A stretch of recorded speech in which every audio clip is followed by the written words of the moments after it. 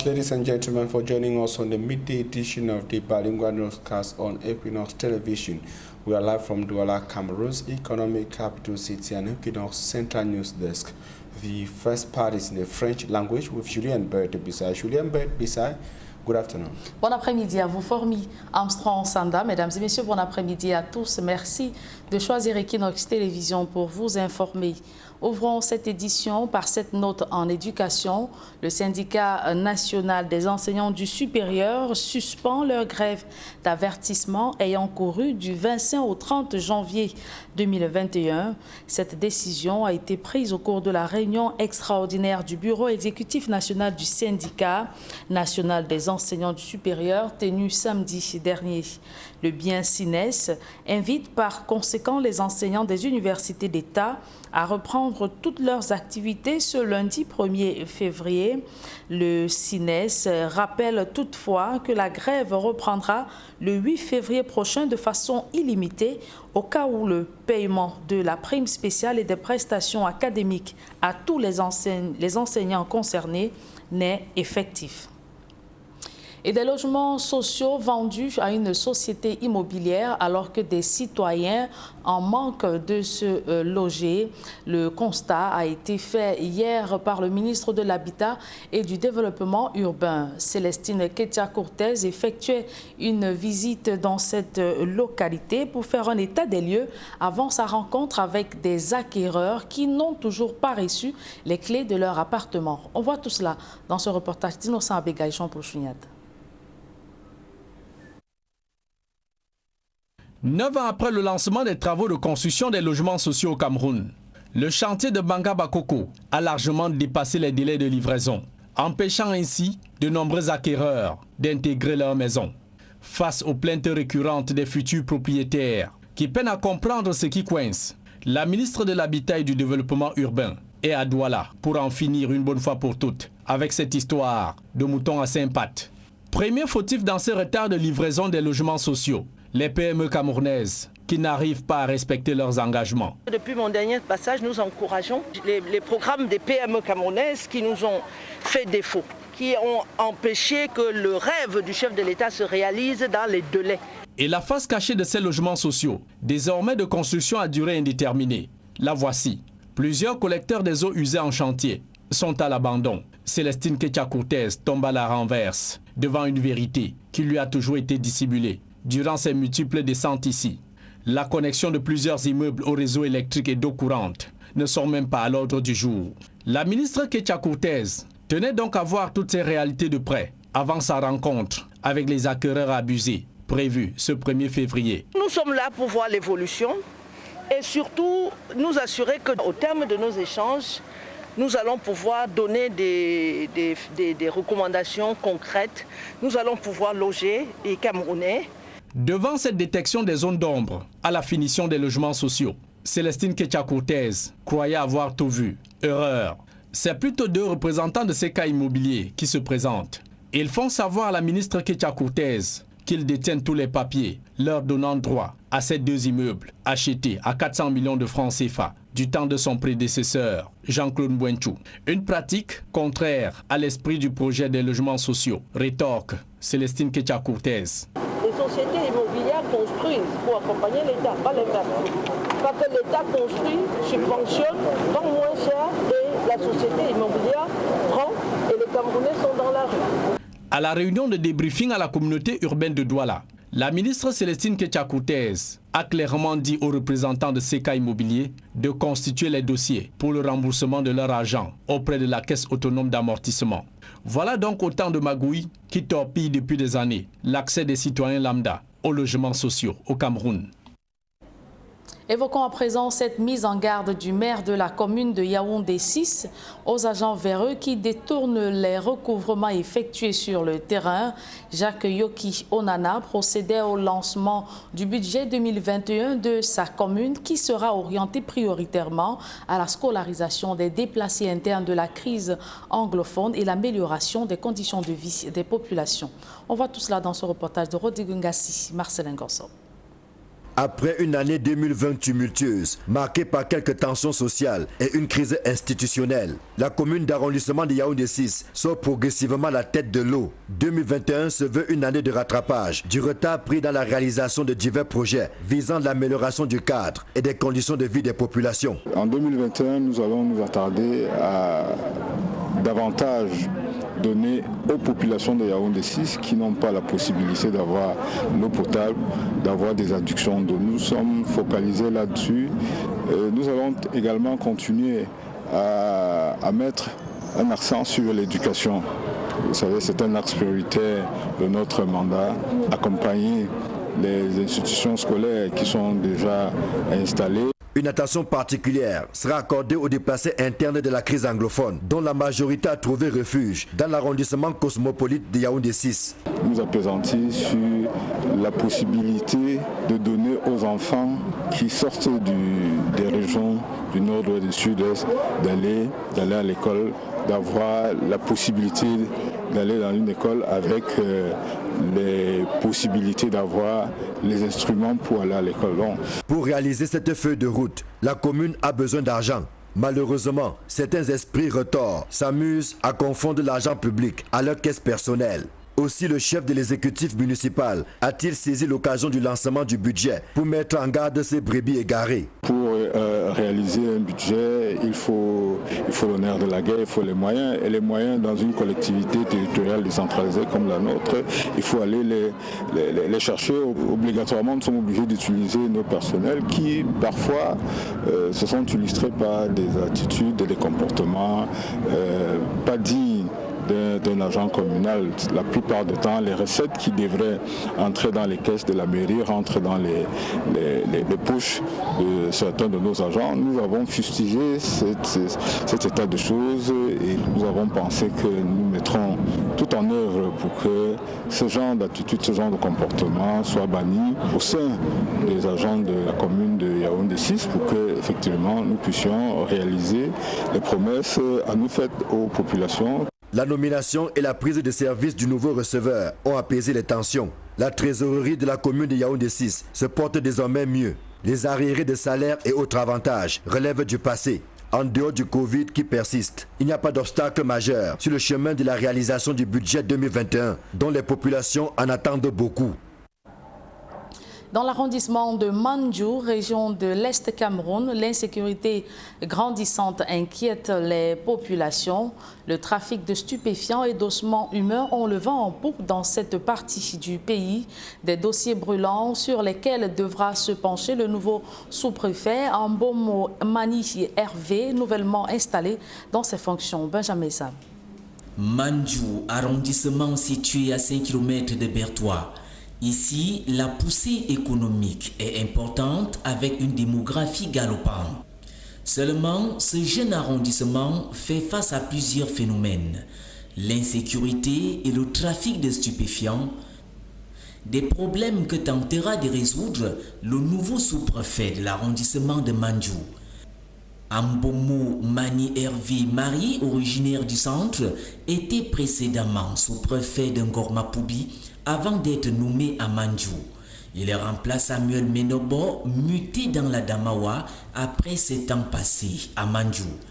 Le préfet du Lomé Direm lui recommande de mener une lutte sans merci contre le trafic des stupéfiants et l'insécurité. Faire respecter les lois et les règlements et les conseils du gouvernement. Et cela ne varie pas d'une minute à l'autre. En revanche, le sous-préfet demande, selon les spécificités de son arrondissement, aura à tenir compte, n'est-ce pas, des diverses données. Et je lui ai prescrit notamment de lutter contre le trafic des ossements humains et puis la consommation de... Ambomo Mani Hervé Marie a été nommé le 18 décembre 2020 par le chef de l'État. Il devra aussi combattre le désordre foncier dans cette unité de commandement. En religion, l'Église évangélique du Cameroun dans la région de l'Ouest élève des prières pour l'apaisement des tensions dans les régions en crise. Elle a saisi l'occasion de la célébration du 13e synode régional qu'abritait le district de Bahuang-Bamendiou pour invoquer les miséricordes du Très-Haut. Leclerc Sakem. Paroisse de Bamendiou, dans les hauts plateaux, des fidèles croyants élèvent les prières vers le ciel pour appeler au retour de la paix et de la stabilité sur le territoire camerounais dont le statut de arbre de paix a lui attribué autrefois est aujourd'hui ébranlé par des crises de divers ordres. L'occasion est la célébration du 13e synode régional de l'Église évangélique du Cameroun. Notre pays est le berceau de la paix en Afrique. Et nous pensons que le Cameroun, avec les grandes crises que nous sommes en train de connaître, est en train de perdre cette autorité au niveau de l'Afrique centrale. Notre prière cette année, pendant ce synode, c'est que la paix revienne dans notre pays, que la paix revienne au pays et que les enfants du Cameroun se retrouvent comme un seul homme pour faire grandir ce grand berceau qui nous a tous fait grandir. Ressasser les péripéties qui ont meublé la vie de l'Église, de ses fidèles et même au-delà de la vie de la nation pendant l'année écoulée est l'exercice prioritaire de cet important rendez-vous au sein de l'Église évangélique qui a mobilisé fidèles et autorités en un lieu. J'ai l'habitude de dire que si sur les 100 chrétiens de dimanche matin, il n'y avait que 20% qui croient en Dieu, il y aurait déjà eu la paix dans le monde. Mais c'est si regrettable que maintenant, quand chacun se sent être criminel, il se lève très tôt le matin pour devenir un croyant. Je voudrais donc profiter de cette occasion pour vous dire qu'il nous faut changer cette mentalité parce que nous sommes en train de reporter les conséquences nous-mêmes. On ne trompe pas Dieu. Quand nous trompons, nous croyons que nous trompons Dieu. La plus belle chose que Dieu peut nous donner, c'est la paix, c'est la tranquillité. Même si on n'a pas mangé étant en paix, on dort sans inquiétude. De la vie de la présidente régionale, tout y est passé, du bon et du mauvais. Le choix du thème de l'année, à savoir une région avant-gardiste pour un développement durable, n'est pas fortuit. Être une région avant-gardiste pour un développement durable, le thème veut tout simplement nous amener à être à l'avant-garde de tout ce qui se passe, que ce soit dans la société, que ce soit dans l'église, que ce soit même dans nos familles. Un avant-gardiste doit être prêt, être vigilant, être prêt à savoir, être prêt à accueillir tout ce qui peut arriver, mais en sachant se défendre sur tous les plans. Et si on est des hommes et des femmes vigilants, je pense que c'est à ce moment qu'on devient leader et qu'on peut faire un développement qui est vraiment un développement durable. Confortant la foi des fidèles par la liturgie du jour, ces derniers ont été invités à mettre en pratique la parole de Dieu par les actes quotidiens afin de ne point s'égarer, mais de demeurer dans la lumière de l'éternel Dieu. Pour moi, c'est toujours un grand honneur. Moi, je suis un fils de l'Église, je suis un fils de pasteur, je n'ai plus à le dire. Donc quand je reviens encore pour participer à l'œuvre de l'Église, pour moi c'est un grand honneur. On finit ce 13e synode dans le district de Bahuang-Bamendiou en beauté. Et c'est ça ma fierté, la réussite.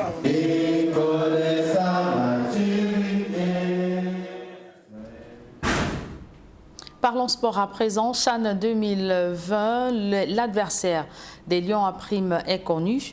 Les poulains de Martin Tongo Pilé affronteront les Lions de l'Atlas du Maroc en demi-finale.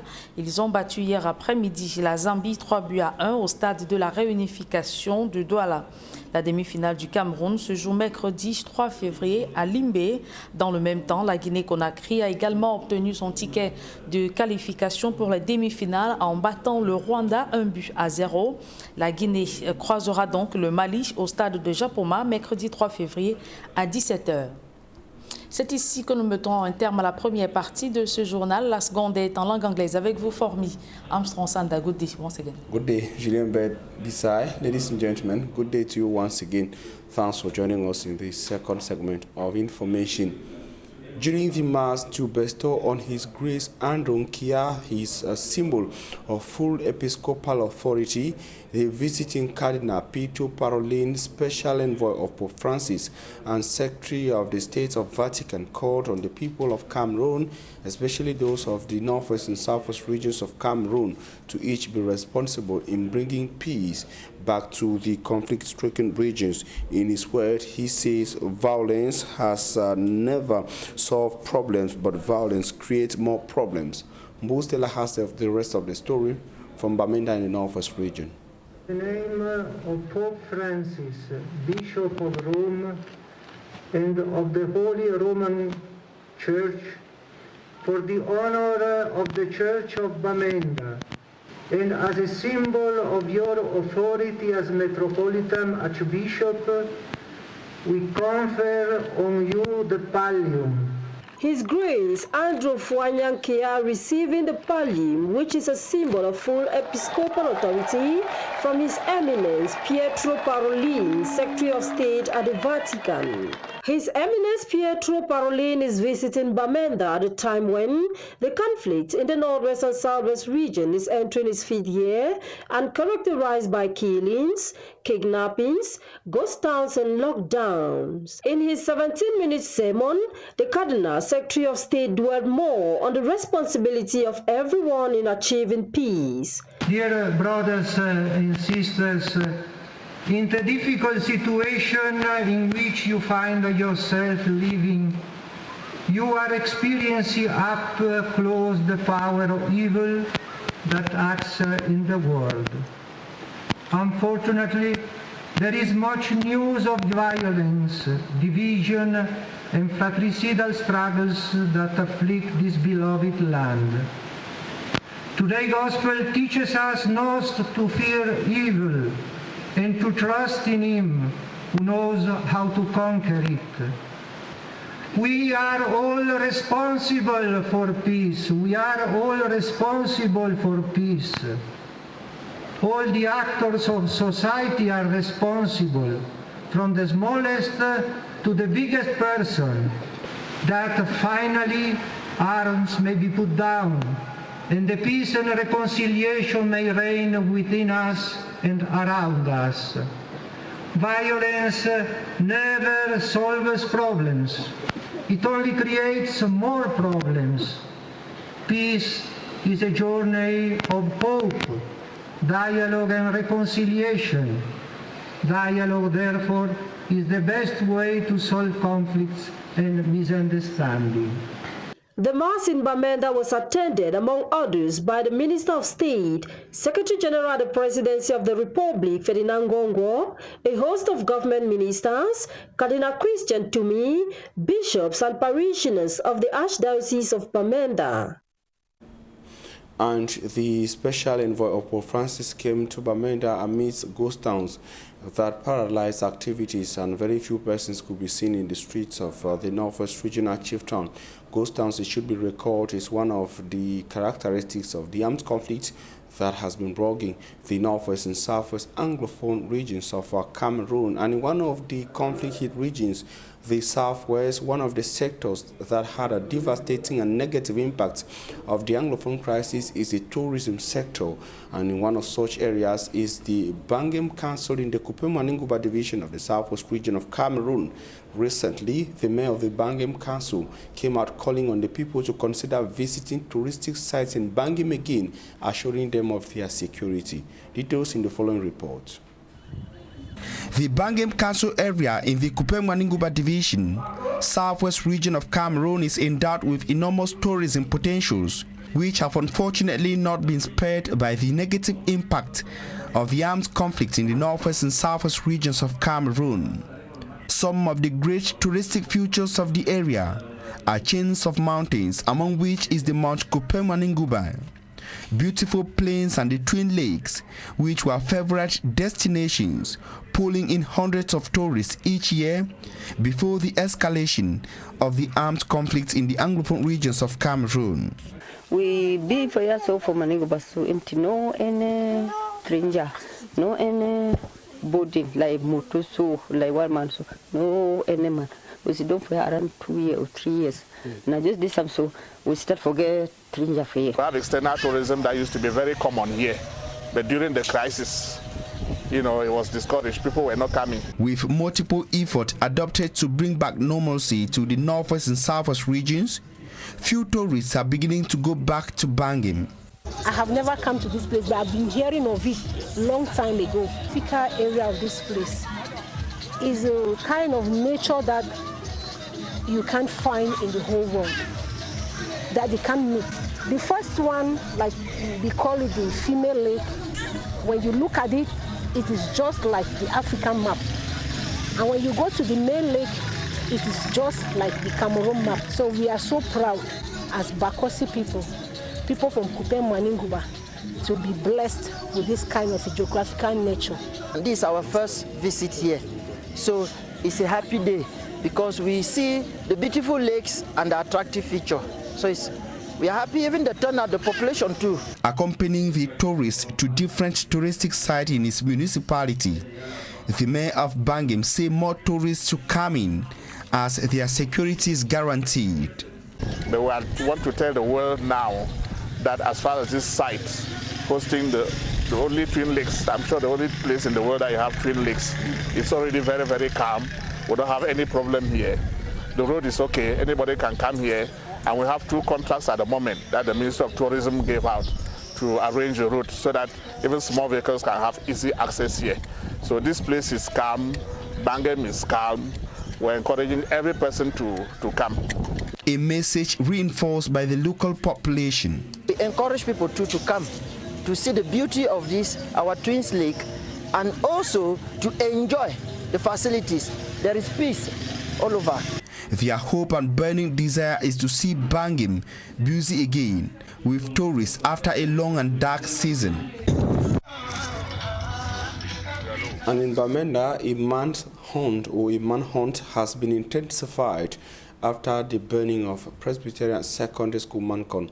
At the campus of PSS Mancon, the governor of the Northwest Region, Adolphe Lililafrique, says some 2 persons have been intercepted by elements of the security forces, or the National Defense and Security Forces, in connection to the 2 fire incidents of PSS Mancon. Bustela was there and compared the following report. Investigations are yielding fruits, Northwest Governor Adolphe Lililafrique says, while on a visit to hand over gifts from the head of state, His Excellency Paul Biya, to victims of the double fire incidents of Friday and Saturday, January 22nd and 23rd, respectively, at the Presbyterian Secondary School, Mancon.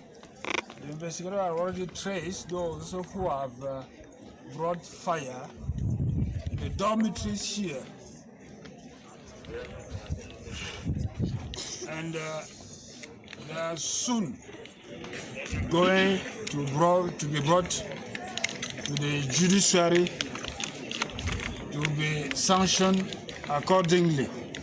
The second fire incident occurred less than 24 hours after the first. Both ravaged 3 dormitories, affecting at least 133 students. But what brought me here today, mainly, was to hand over those equipment sent by the head of state to assist the student and this school. Sinks, mattresses. No, you can't. We also have the buckets that will help you take care of the hygiene. In this very period, we are fighting against the coronavirus. And to crown it all, uniform for the students. While saluting the collaboration that led to the prevention of a third attack on the school, Governor Adolphe also prescribes vigilance while specifying that both fires could not have occurred without complicity from within. From all indication, they could not have succeeded in doing what they have done here without some complicity from within. Meaning that the vigilante have also to be revamped and mobilized within campus to help the principal prevent such occurrence. As at the time of this report, the 3 dormitories were under renovation. Created in 1954, the Leprosy Center in Dibamba in the littoral region of Cameroon is faced with enormous challenges running from infrastructural to the lack of basic necessities for those who are at the center patients. It should be recalled that some of the glaring problems of the Leprosy Center of Dibamba includes the lack of potable water and electricity, as Charles Ikome outlines in the following report. It's been 66 years since the Leprosy Center in Dibamba has been existing, taking care of numerous patients. But this center faces a lot of difficulties because of the amount of patients in here who have exceeded the capacity of this structure. It is difficult to find your way into the Leprosy Center due to the poor conditions of the road leading to the center. The Dibamba Leprosy Center suffers from intense power outage, a situation which has led to enormous consequences on patients and workers of this facility. We have electricity problems in here and water problems as well. This is due to the fact that our water supply system is powered by electricity. We are constantly in need of water for the patients and personnel. We literally spend days without water in here.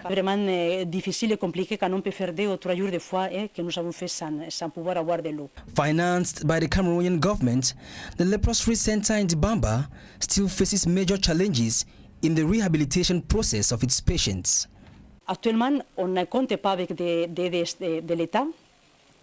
Honestly, for so many years now, we have stopped receiving government aid. We depend on organizations which help in the fight against leprosy. These organizations sometimes help us with sanitary materials for the patients. Faced with all these challenges, the medics at the Leprosy Center in Dibamba are asking for government aid so as to ensure the survival of these patients. We wish that the government, more specifically the Ministry of Public Health, come to our aid because this is a sanitary facility which needs a lot of maintenance. Created in 1954, the Leprosy Center in Dibamba harbors so many patients who have been rejected and stigmatized by leprosy. And that report brings us to the midday news on Equinox Television. We thank you for your keen attention. Julien Belbissa leaving you, but we shall be back here tomorrow at 7 a.m. God willing, Julien. See you tomorrow at 7 a.m. Le rendez-vous est pris pour demain, 7h, Formy Armstrong Sanda. Mesdames et messieurs, merci d'avoir suivi cette édition bilingue du journal. Retrouvez Flavien Valondongo et toute son équipe pour votre quotidien santé.